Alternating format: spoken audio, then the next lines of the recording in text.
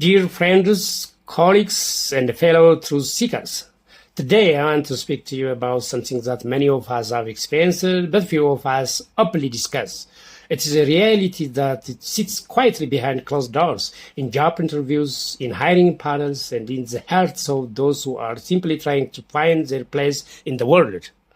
The title of my message today is When the Truth Doesn't Work, the Struggle Between Integrity and Survival. The CV dilemma and the systemic challenge. Several years ago, someone gave me advice that shocked me. I was preparing my CV honestly, listing my real experiences, my true educational background, and my actual qualifications. But this person said to me, that is not how it works. He told me, you don't just write the truth. You write what the job announcement wants to hear.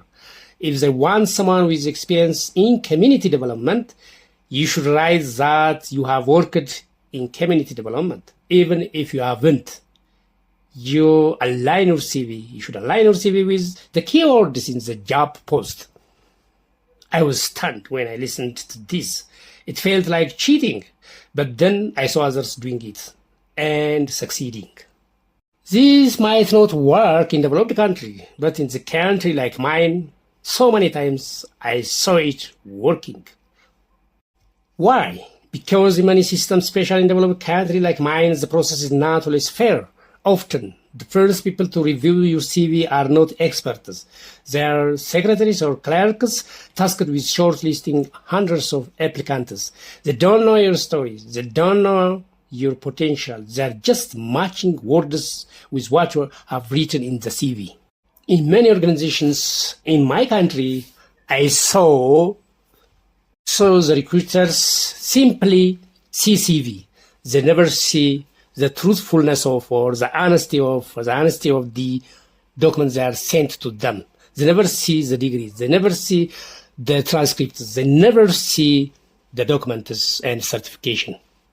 This is true especially in NGOs. In some sectors, especially in NGOs in my country, the situation is even more complex.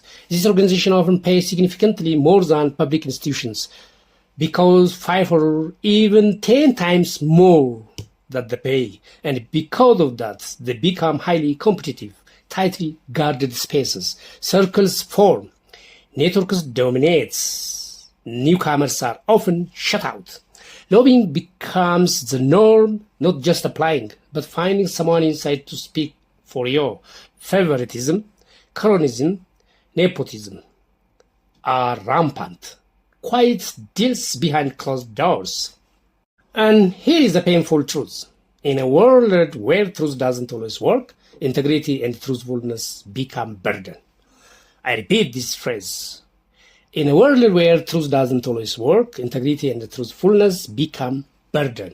I'm not here to tell you what to do. I'm not here to give advice that sounds noble but ignores reality. I've been misled before by such advice. I've suffered for being honest in systems that reward something else. But I also know this. We must name the problem. We must understand the system we live in. We must acknowledge that while the system is broken, we also have a role to play in how we respond to it. I once read something powerful, something written by a thinker from a developed country. It said, we blame others and complain because we refuse to accept the fact that we are responsible for everything that happens to us. It is much easier to blame someone else than to say, it is I who has a problem, or it is I who must change. This struck me deeply. Because it is true. When we blame others, we give away our power. We say, I'm not in control. We say, my life is someone else's responsibility. And that mindset, though it may feel comforting in the moment, it becomes a prison.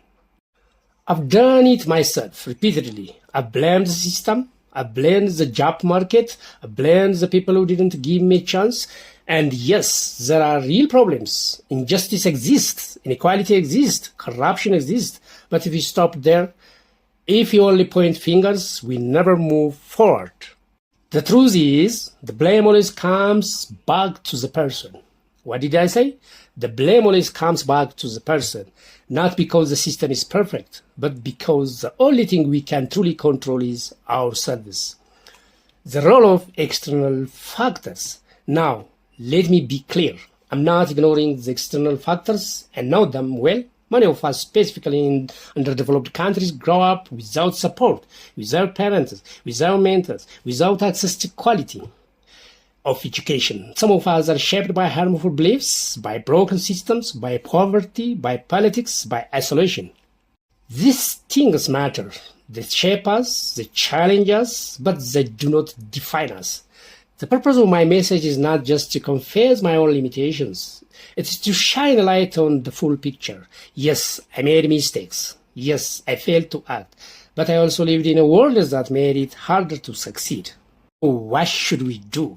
We acknowledge both, we take responsibility for our choices, and we work to change the systems that hold us back. We stop blaming, but we don't stop questioning.